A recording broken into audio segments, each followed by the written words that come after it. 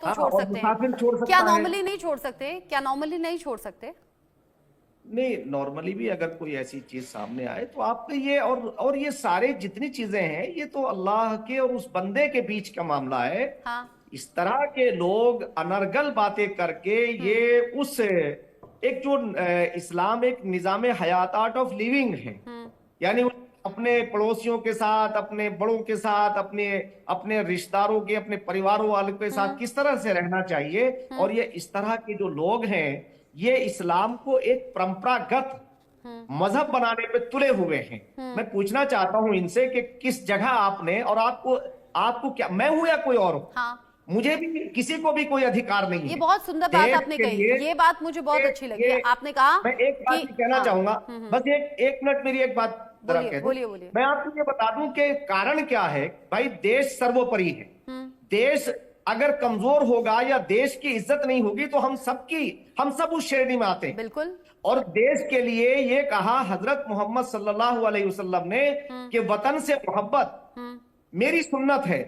यानी उन्होंने अपने वतन से मोहब्बत की है तो हमें अपने वतन से इतनी मोहब्बत होनी चाहिए कि अपनी दिलो जान के लिए हम दिलो जान कुर्बान करने के लिए तैयार रहें। और यही हमारे साबिका जो हमारे हमारे बड़े रहे हैं, उन्होंने इस देश को आजाद कराने में उनकी कुर्बानियां थी। वरना क्या क्या वो रोजा रख के नहीं लड़े होंगे? क्या वो बगैर रोजे के नहीं लड़े होंगे? इनसे पूछिए। इस तरह के लोगों को मैं कहना चाहता हूं कि देश को किसी तरह से देश के खिलाड़ियों का, देश के प्लेयर का हौसला बढ़ाना चाहिए, ना कि उनके हौसलों को कमजोर लेकिन करने कुछ का लोग हैं प्रयास ना, करना धर्म के चाहिए। ठेकेदार बन जाते हैं, हौसला तोड़ने का भी मैं काम करते हैं। मोहम्मद अगर शमी अगर मोहम्मद शमी खराब की परफॉर्म करते बैकग्राउंड ना, से मैं तब भी परिचित उन्हें हूं। निशाने पर लेने से उन्होंने चूकते नहीं। नहीं, मैं वही कहना चाह रहा हूं आपसे कि मोहम्मद शमी एक अच्छा प्लेयर है। तमाम तमाम चीजों से निकल करके जो उसका प्रदर्शन है वो हमें गौरवान्वित करता है, पूरे बिल्कुल। देश को और हमारे सारे के सारे खिलाड़ी। और अब हमने जो जो चैंपियनशिप जीती है उसके है। लिए हम सब गौरवान्वित हैं। ठीक है, तो मेरे साथ में इसलिए फाजिल अहमद भी जुड़ गए हैं, मुस्लिम स्कॉलर के तौर पर जुड़े हैं। ये हाँ, शहाबुद्दीन रजवी के ठीक है। खिलाफ कानूनी ठीक है। कार्रवाई होनी चाहिए। देश को कमजोर करने का षड्यंत्र किया है इस शख्स ने, हाँ, इसके और खिलाफ इस कार्रवाई होनी षड्यंत्र को चाहिए। फाजिल अहमद साहब कैसे देखते हैं, जरा उनसे जान लेती हूँ।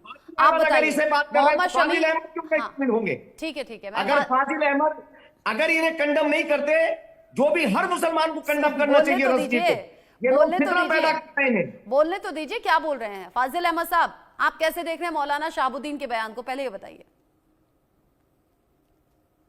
तो बीजेपी के प्रो हैं, वो आजकल उन्हीं के इशारे पे काम कर रहे हैं। वो पूरी तरह से आजकल बात यहाँ उन्हीं बीजेपी का। की तो हुई नहीं है, बात तो यहाँ मोहम्मद शमी मैं की हो रही फाजिल है। तुमसे कह रहा हूं, एक तो तुम नहीं, मुस्लिम वो स्कॉलर बनकर बैठ सब गए, प्रोपेगेंडा ऐसे मुस्लिम पॉलिटिक्स देश स्कॉलर में। ये विद्वान बने हुए हैं, ऐसे 9 तुम लाख बैठ के करोड़ रुपया बताओ डूब तुम गया। कहाँ के मुस्लिम स्कॉलर हो?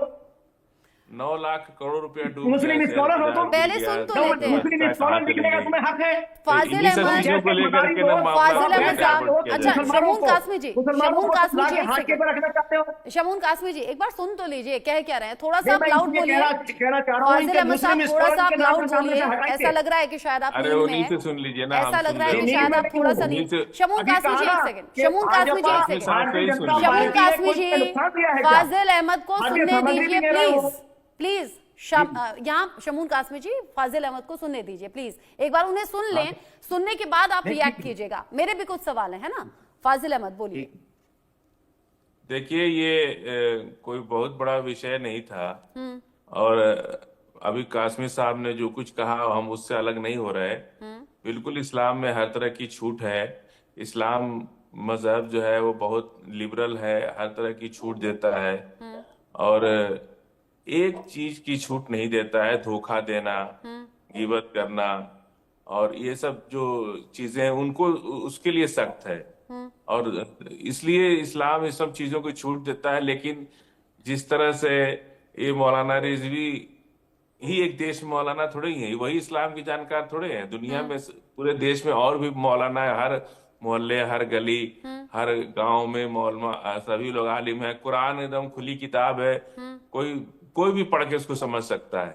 कोई जरूरी नहीं है कि मौलाना ही उसको जाने। सब लोग जानते हैं कि कोई मुसलमान घर में पैदा हुआ, उसे पता है कि रोजा की फजीलत क्या है, या उसे रखना जरूरी है कि नहीं है, नमाज पढ़ना जरूरी है कि नहीं है, सारी चीजें सबको पता है। और ये भी पता है कि किन हालात में आप इसका क्या मतलब कर मौलाना सकते हैं। शहाबुद्दीन ने गलत कहा, आप ये कह रहे हैं? नहीं, गलत उनसे कहलवाया जाता है ना। वो आजकल किसी को पूरी कोई तरह कैसे से वो कुछ कह काम कर रहे हैं, नफरत अगर मैं फैलाना चाहूं कि देश आप में। कुछ और जवाब दें, आप देंगे क्या? आप वही देंगे ना जवाब जो आपका मन करेगा, जो आपका दिल कहेगा।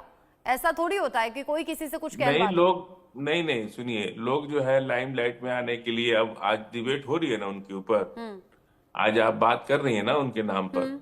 अगर नहीं बोलते तो क्यों अच्छा, डिबेट यानी आप करते? कह रहे हैं लाइमलाइट में आने के लिए उन्होंने ये बयान दिया? मैंने तो कहा आपसे कि